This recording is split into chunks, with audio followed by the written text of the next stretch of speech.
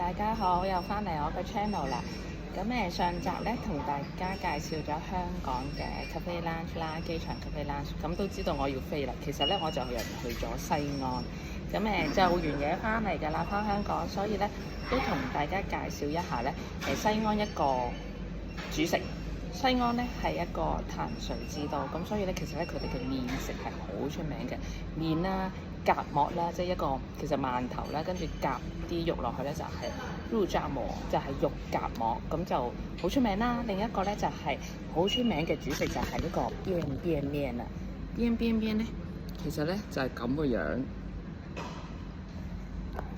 就係好大嘅一條闊麵，就好似東京嗰啲闊烏冬咁樣，見到勁大條。咁佢咧通常嘅食法好簡單，就係有番茄啦、蛋啦、薯仔粒啦，好細粒嘅咋，薯仔粒啊、肉碎咧溝埋一齊食嘅。咁個味道咧，番茄蛋咧其實咧佢又唔似我哋香港嗰啲咧偏甜，佢係鹹啲嘅，即係西安啲嘢係偏鹹少少嘅。